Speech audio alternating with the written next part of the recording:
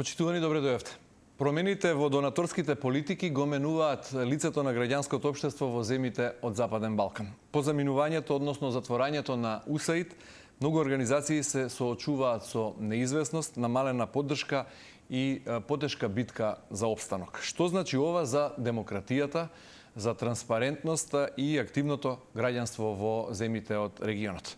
Да си кажеме денеска со Ања Босилкова-Антовска од Балканската мрежа за развој на граѓанското општество и Александар Кажаловски од Македонскиот центар за меѓународна соработка. Добре дојавте во Телно. Добре. Ања, вие сте дел од тимот, односно една од експертите кои го работеа ова истражување. Што беше главен мотив да го спроведете ова истражување? Длабоко би рекол и многу опсежно, бидејќи имав прилика да го видам и го пратија вашите колеги. Дали повлекувањето на УСАИД беше клучниот аларм за тоа? Апсолутно таму тргна работата. На почеток на година, на 25-та, кога почна да се отклупчува ова со USAID, свативме дека таков шок за граѓанскиот сектор треба малку и подетално да се изанализира, бидејќи не само што USAID повлече огромен дел од фондовите, односно сите фондови, меѓутоа огромен дел што беше важен за граѓанските организации, видовме дека и други донатори некако се почнуваат да ги повлекуваат финансиите. Сакавме да го истражиме со ова ефектот, импактот што го имаше овој настан, повлекувањето на USAID, и да видиме што се случува понатаму со другите донатори и да видиме како промените во финансирањето ќе влијаат на не само на иднината на граѓанските организации, туку и на иднината на демократијата, бидејќи тие се главните бранители на демократијата. Ајде ќе го преведеме ова во пари подосна во разговорот. Кажаловски, во време кога авторитарните режими во светот повторно добиваат сила, стануваат актуелни и тоа и во многу поразвиени демократии, дали граѓанското општество станува на некој начин колатерална штета пак или првата жртва на овој, ако може така да го наречеме, демократски замор? Па на некој начин попроблематично што западноевропските земји и САД вртат на таа страна повеќе отколку оние што веќе предходно беа такви, да речеме, не целосно или недемократски режими или авторитарни. И ова што го спомена Ања со ситуацијата со Трамп и USAID, на драстично смени таа слика на официјалната развојна помош во светот. Со самата таа одлука за укинување USAID се преполови таа, но ќе зборуваме што е тој и зашо до таму стигнало. И да, еден од жртвите, условно речено, е и граѓанскиот сектор, иако пак би рекол дека целата таа развојна помош е пред се за државите во развој, како што е и нашата, и барем така се третира се уште, отколку граѓанскиот сектор во тие држави, бидејќи помошта таква стига до нив, но е 10 до 20% од вкупната помош од цела земјата ја добива од странски извори, вклучително и Македонија во тој аспект. Ајде за да објасниме на нашите гледачи, Македонскиот центар за меѓународна соработка е една од најстарите, од првите граѓански организации, невладини организации, која работи на промоција на од независноста. Од независноста, наваму за тоа мислев од 91-а, да. Од постоењето на независноста на државата, која застапува граѓански вредности и владење на правото, односно демократски процеси. Што значат овие пари од УСАИД? Не само од УСАИД, или ајде вака да го формулирам прашањето. Од 91-а наваму, колку пари по сите основи како донација, како помош за земјите во развој се влезени во Македонија и каква земја би била Македонија без тие пари денеска? Може ли да се направи некаква слика? Ова истражување допира до дел од оваа дилема, меѓутоа еве ако се направи и ако се вратиме назад 35 години, 34 години, каква земја би била Македонија без таа странска помош? Тоа е филозофско прашање, интересно за анализа и во годините што следат, бидејќи секогаш е дилема дали треба да се помага као што се помагало во целиот свет и во Африка, некако не се гледа дека има развој или треба да се остават сами државите да се развиваат како Словенија, например, која никош немала битна странска помош, бидејќи заклучиле дека може и сама да тера. Како кинеската поговорка да се научи гладниот да лови риба, не да му се дава риба. И тоа е една од, да речеме, водилките во нашата работа, која патем се заснова на универзалната декларација на човековите права, дека ние помагаме луѓето да ја остварат некои од основните права, например, многу просто правото на вода. Ние МЦМС има финансирано 262 водоводи во Македонија, сега тоа пред годините, па не е многу актуелно и не знаат многу луѓе за тоа. Ама тоа е базирано на тоа право од таа декларација и целата таа странска помош всушност потекнува од таа универзална декларација за човекови права, каде што развиените земји после Втората светска војна во 60-тите го ја основале Организацијата за развојна помош и е определено да 0,7% од нивните буџети одат за таа помош за други земји за да се балансира развојот. И така е стигнато и до нас после транзицијата да ние сме приматели на таква помош како држава. И за конкретното прашање, например, во светот, за сумите. Во светот тоа е последниве години во ранг од 150 милиарди долари, од кои 60 милиарди само од Америка. Америка убедливо најголемиот донатор во светот за било која основа. За колков период се овие суми? Годишно. Значи зборам за годишно и последниве. Порано било помалку, во последниве неколку години отприлика толку. И, например, втората, Германија, со 15 милиарди, далеку позади нив. Сите други се уште многу помали, ама се собира некој такво купче кое се распределува во сите други земји, така да речеме, 20 се што се донатори, а сите други се приматели. Поентата е да се балансира развојот, односно да се помага во развојот на државите и пак ќе речем примарно оди кај државата, државните институции, а потоа и другите како граѓанско општество или приватниот сектор. И во случајот на USAID, например, ние правевме исто базирано на нивното истражување само за USAID.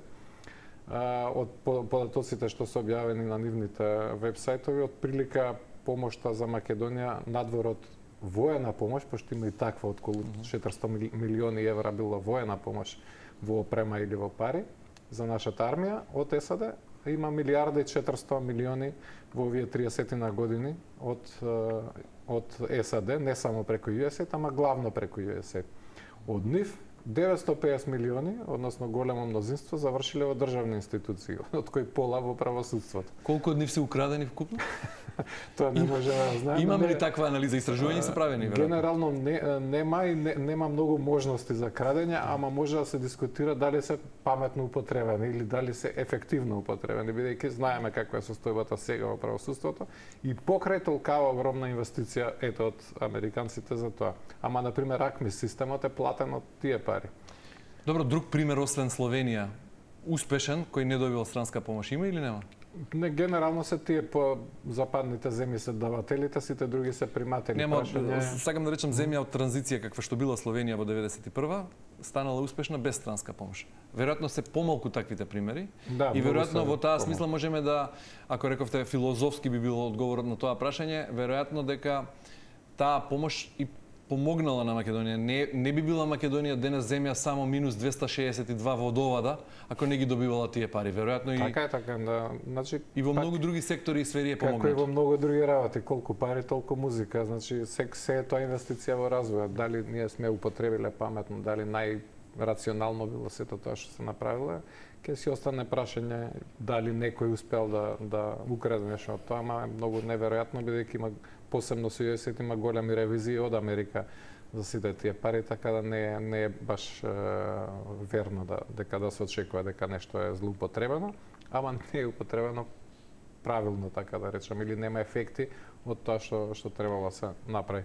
Да завршам само со од тие 950 милиони за државната, за граѓанско општество е некаде 125 милиони во сите 30 години. И за приватниот сектор имало 110 милиони долари. Значи не е само за граѓанско општество, напротив. И од тоа, бидејќи голема фама се направи за ЛГБТ, многу мал дел од тоа, 3 милиони само, во сите тие години отишле за ЛГБТ заедница. Генерално сите суми што ми ги спомнавте, вклучително и воената помош од 400 милиони евра, е незначително, односно многу мала, барем така изгледа, ако се земе годишниот фонд буџет кој го спомнавте дека се определува секоја година од САД и од Германија како втор донатор билатерален, а потоа и веројатно Европската унија како меѓународна...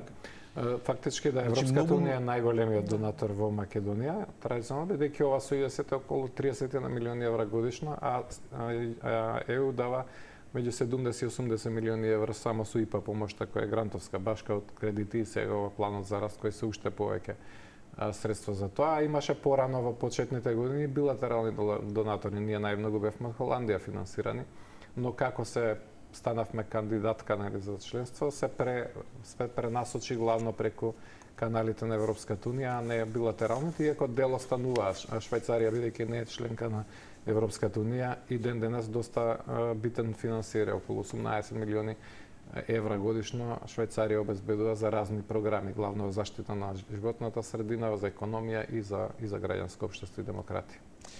И кога во извештајот констатираме, односно споменуваме, употребуваме фраза променливи донаторски стратегии, на што конкретно се мисли? Дали на прераспределба на приоритетите, на намалување на буџетите или на целосно менување на логиката на финансирање?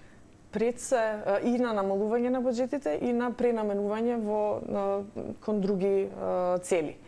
Например, има она што го кажа Цикле дека 0,7% од буџетите на овие европски држави треба да е наменето за странска развојна помош. Например, Велика Британија претходната година или оваа година го намали за 40%. Значи тоа е огромно кратење на фондовите што ги има. Тоа не е само за Македонија, нели? Тоа е целосната. Донаторите одлучуваат во овој момент да штедат? Одлучуваат да се фокусираат повеќе на внатрешните политики и слабости, отколку на поддршка кон надвор. Пак е тоа на некој начин задоволување веројатно и на гласачите во нивните држави. Меѓутоа тука се и тематските промени, односно пренасочување на пари од демократија и слични теми кон безбедност, кон миграциони политики, кон енергетика. Значи видиме што повеќе пари се пренасочија многу кон Украина на сметка на пари кои беа значи и регионално и по разни основи и генерално како причина. Добро, во оваа насока ги спомнавте вие кога рековте 950 милиони евра за државата, 130 милиони евра за граѓанскиот сектор од таа вкупна помош. И еве деновиве многу е актуелна таа корупцијска афера што го доведува во прашање финансирањето на земјоделскиот сектор од ИПАР-3 програмата. Какво е вашето гледање? Ке останат ли земјоделците без парите кои им стојат на располагање како земја кандидат за членство, или пак бидејќи Европската унија официјално вели очекува повеќе информации за случајот и ја поздравува одлуката за привремено запирање на финансирањето? Да, се уште немаме доволно детали што точно се случило, ама можева да потреби, бидејќи имало предходно два случаи вакви, траело 2 години расчистувањето на работите, бидејќи пак ќе речам поврзано со она што го реков за ревизиите, и Европска унија и ЮСАИД не дозволуваат баш да се злоупотребуваат нивните пари, кој има било каква индикација, тоа темелно се претресува. Мислам се претресува секако за сите пари дадени. Ние правиме ревизија на секој проект добиен од странски донатор, односно тоа е задолжително. Ама баш као тоа се прават супер ревизии кога тие ќе решат и тие ќе определат кој да не провери дали се парите потрошени како што треба, така и во овој случај, значи покрај тоа што има наша истрага внатрешна и од обвинителство и слично, ќе има и од ОЛАФ, односно Европската агенција за третирање на случаи на злоупотреба на европски фондови, и нивната ќе биде конечна, дури и да не се најде ништо ако кај нас, ако ОЛАФ смета дека тие пари не се злоупотребени, државата ќе треба да плати пенали, односно да ги надомести корисниците или да врати пари на Европската унија, како што се случи, мислам, со Националната агенција за Еразмус програмата пред некоја година. Не би требало крајните корисници на крај да се оштетени, бидејќи ако тие си ги спочитувале и правеле како што треба, ќе се идентификуваат случаите кај има злоупотреба и таму очигледно ќе има и кривични пријави и слично, меѓутоа другите би требало да ги добијат средствата кои ги имаат по договорот, ако си направиле се како што треба. Може да имаат штета од застојот, бидејќи се тие ИПАР функционира на чуден начин, да мора се да платиш однапред сам и пола пари да се секако твои, а ИПАР само половина ги надоместува, од која се ќе направиш.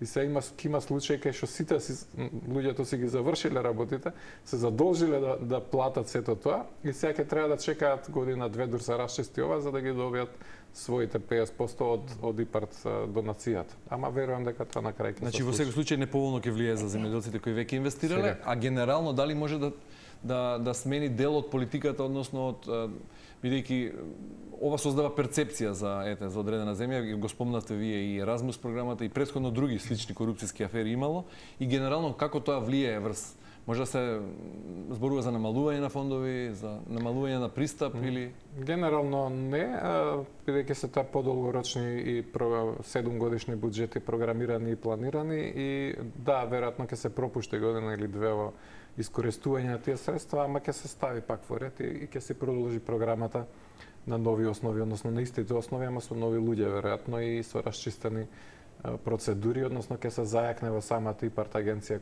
внатрешните контроли за да не се повтори таков случај и така се решаваат во принцип тие работи, ама не очекувам дека ќе има намалување на тие фондови. Напротив, ние ако навистина почнеме да преговараме, ќе има многу поголеми фондови, ќе треба да сме спремни државните институции да ги на правилен начин распределуваат. Кога ќе почнеме да преговараме? Кога ќе почнеме, да. Ако почнеме. Добро, во извештајот повлекувањето, затворањето на УСАИД го нарекувате пресвртница. Таа пресвртница ми објаснивте делумно што значи кај донаторите, меѓутоа генерално од тогаш наваму и државата и граѓанскиот сектор е комплетно или единствено насочен и свртен. Сите жедни усти се свртени кон славината од Европската унија. Останува ЕУ како најголем донатор. И некои земји европски кои се пошироко гради. Да. Холандија, што значи тоа еве за Македонија кога е комплетно зависна, односно најмногу свртена кон ЕУ? Сега, нели, УСАИД направи многу одредени дури организации се затворија, немајќи нели средства, се намали на долгорочно планирање кон да се свртиме сега кон краткорочна одржливост. Така, значи сега организациите гледаат буквално да преживеат. Значи тоа што одеднаш ќе секнат такви фондови, значи дека организациите сега се одредена криза во која мора да се справуваат. ЕУ е се уште најголемиот донатор за граѓанско општество, меѓутоа начинот на кој што ЕУ ги дава своите пари не е начин која поддржува нивната одржливост, нивната стабилност, нивната независност. Значи кога ЕУ дава проектни фондови, кога ЕУ дава проекти кои се краткорочни, организациите немаат време да застанат на нозе. И сега тука е најголемата пресвртница, да речем, тука е моментот кога треба да се размисли од една страна на донаторите како ќе продолжат со поддршката. Значи едно е нели како сега во оваа дупка што остави ЮСАИД, како ќе се дали ќе се надомести или како. Јасно е дека фондот на средства е многу намален, меѓутоа не е само начинот, она што е главен, мислам дека заклучок од истражувањето е дека во услови кога се намалуваат средствата, многу е важно како тие ќе се даваат. Значи да не одиме на краткорочни проектчиња, да не одиме на давање на поддршка преку меѓународни институции кои се многу поскапи, напротив да се оди преку локални организации, фондации кои се тука на земјата, се многу подобро вклучени, многу попристапни до граѓаните и на тој начин многу поефективно се користат тие пари. Значи многу е важно да се види како донаторите ќе почнат, како ќе ги сменат нивните модалитети на поддржување на граѓански организации, додека граѓаните треба да се свртат малку повеќе кон нели покрај тоа обидување да се остане се уште во игра, да се вратат на својата мисија, да се вратат кон граѓаните кои ги застапуваат, да научат како подобро да комуницираат, кои се, зошто се важни во оваа држава. Така што е пресвртница и за донаторите во начинот на кој ќе продолжуваат, но и за граѓанските организации како ќе продолжат во оваа нова ситуација. Ова што го зборува Ања како пресвртница кај донаторите, менување на фокусот, комплетно изместување на начинот на кој се функционирало досега, е последица на се посилните авторитарни режими во светот или пак како инструмент се користи за дополнително слабење на демократиите и дополнително одвнатре, дополнително ослабување на демократските процеси преку недоверба во институциите, преку ерозија на се ова што се случува. Дали е причина или е само инструмент? Па, На почетокот споменав делот тоа дека после 50-60 или 70 веќе година таа развојна помош генерално се поставуваше прашањето и се дискутираше и пред ова одлука на Трамп дали е ефективна таа развојна помош. Зошто се уште во развој земјите, посебно во Африка, ако после толку години и толку инвестиции пак ги констатираме истите работи. Така да едно вакво ресетирање може би беше потребно. И точно Јања што вика да сите да се замислат и да се постави системот на поинакви основи, но и без тоа поентата на таа развојна помош не е вечно да трае, туку да помогне во некој транзицијски период. Проблемот е што кај нас премногу долго трае и во други држави. А самата држава треба како јакне да си ги преземе функциите, вклучително за финансирање на граѓанските организации. Не целосно, во светот глобално, третина од парите за граѓанските организации доаѓаат од државните буџети. Третина се од економски активности, значи самите што работат, и третина од прилика од филантропски, од индивидуални, од членарини, од донации од индивидуалци, од корпорации, corporate social responsibility, како викате, општествена одговорност. Така да тоа е некој микс. И Ања во право кога вели дека сега се ова е прилично голем удар, ама не е уништувачки, бидејќи USAID финансирањето беше меѓу 10 и 20% од сите пари што граѓанските организации ги добива во Македонија. Така да, значајно за некои 3, 4, 5 организации е многу тежок удар, бидејќи главно се финансира од тоа. Ама еве на примерот на МЦМС, ние со ова загубивме 4 милиони долари. Имавме проект од USAID, така сме најголемата жртва, така речем, по износот. Ама нас не беше тоа 30% од вкупниот буџет и не погоди толку страшно, така да речем. Односно се прилагодивме во овие 5-6 месеци да се стабилизираме и без тие средства.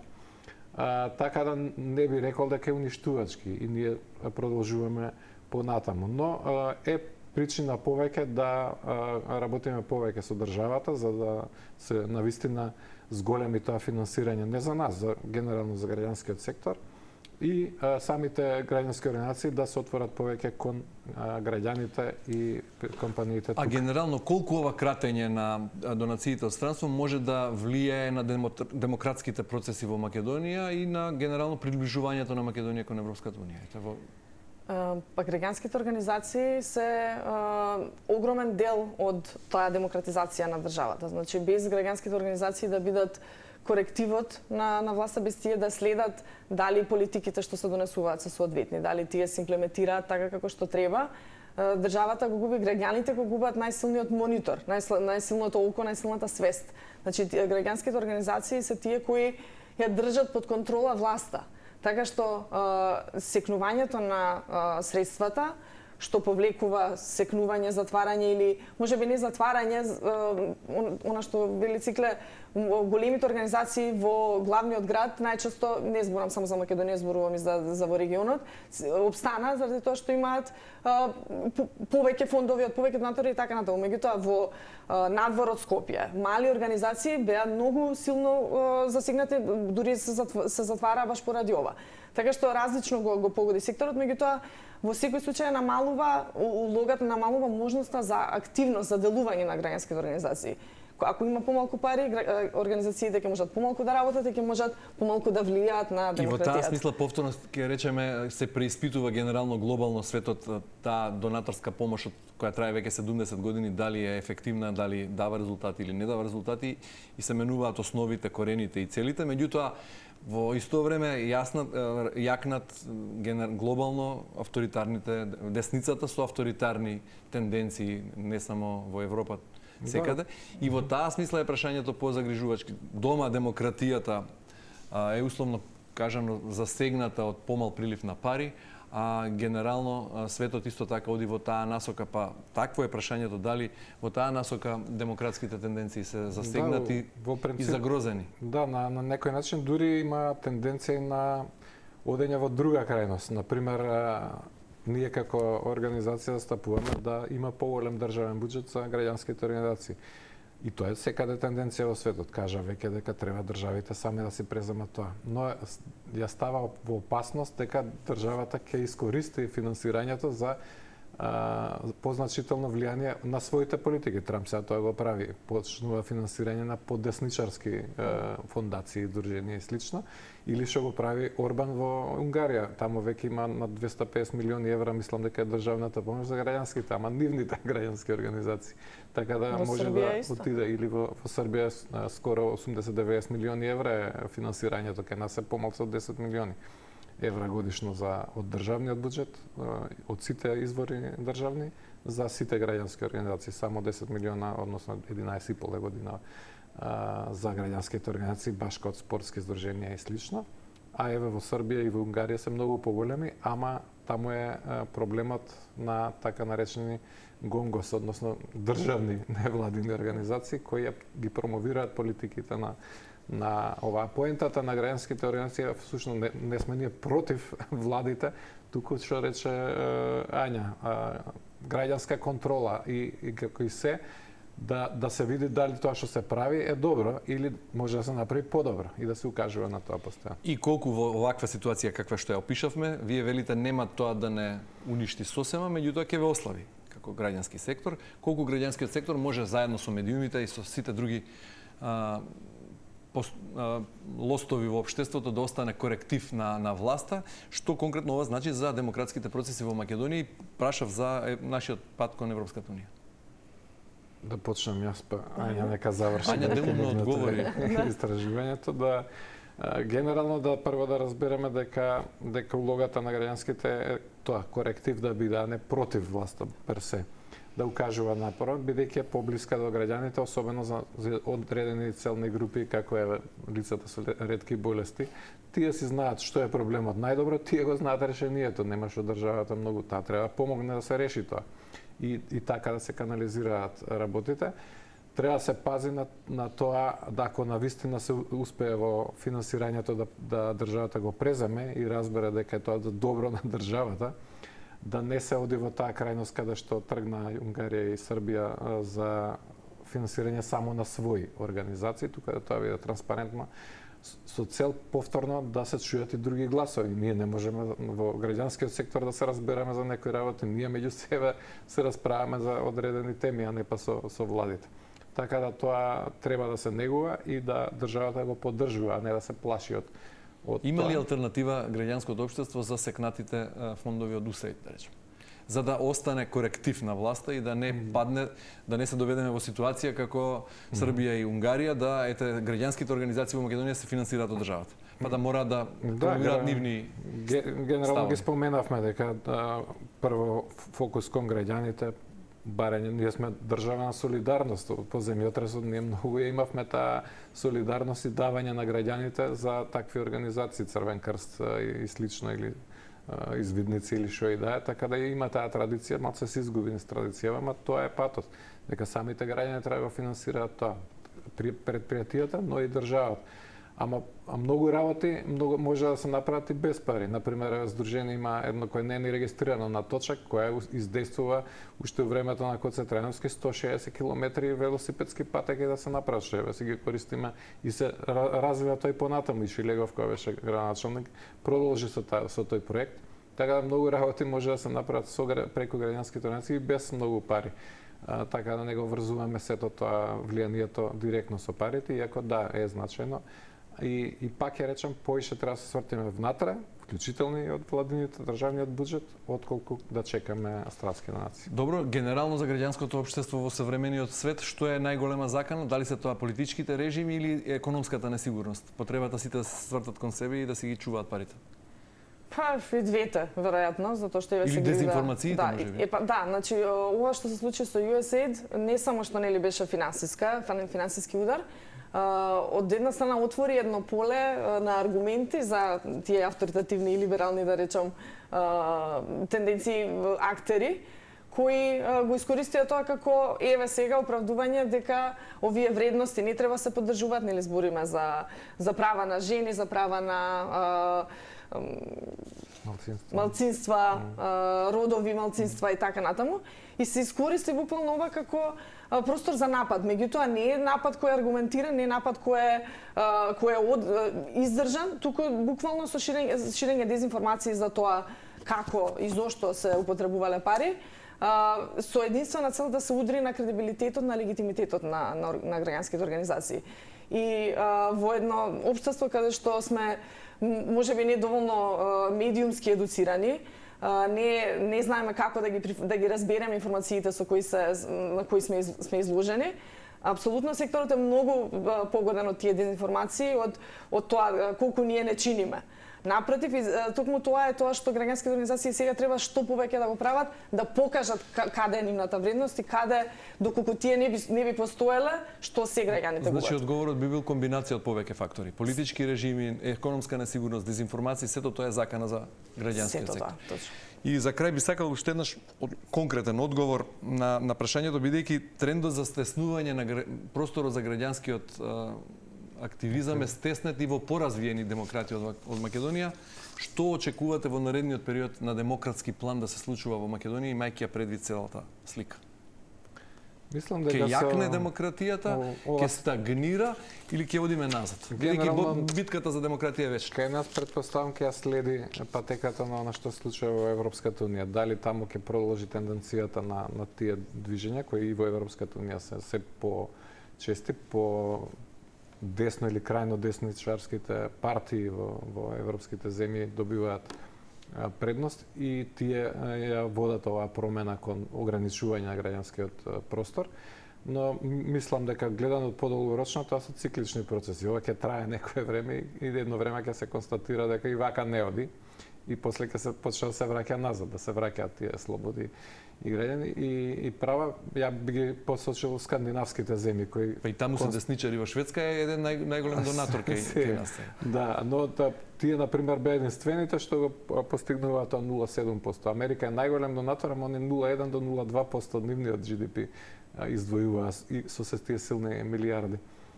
Само до скандинавските и Холандија некаде го одржуваат тоа и остануваат да бидат, како да речем, воделки како едно општество треба да се уреди со употреба на буџетските средства и овозможување на граѓанскиот сектор да делува како коректив. Значи во тој процес, како што велите, фаза од развојот, уште еднаш по-конкретно Македонија во наредниот период, без разлика на европските трендови, бидејќи имат десница и во Шведска е различна десницата од десницата во Очекувам лично уназадување како последица на тие европски движења и процеси, дека ние не сме имуни и секако сме интегрално поврзани со Европската унија. Од друга страна, например, имаме ние десничарска влада која оваа година покажа обратна тенденција на подобрување на некои работи. Се формира повторно совето за соработка на владата со граѓански организации во април. Тој 3 години беше во бојкот и не работеше со поддржувачката влада, условно речено на СДСМ. Во јули се донесе нова стратегија за соработка. Останува практично само да се реши прашањето на финансирање, да почне тоа градуално да се зголемува и да се реформира моделот од идната година или годината потоа, да транспарентно се доделува. Така да има позитивни чекори и показатели кои се видливи во овој период. Така да малци ние сме на подобра патека од очекуваната, но да видиме како ќе бидат другите тенденции и неизбежно ќе влијат и на нас. Ања Александра, ви благодарам многу за гостувањето во денешното издание да се кажа. Благодарам. Ете, почитувани, донаторите се заминуваат, но прашањето останува. Дали граѓанското општество може да остане финансиски независно и политички стабилно и како такво да биде коректив на случувањата во државата. Ви благодарам за вниманието со кое не следите. Останете на Телма и довидување утре во истиот термин.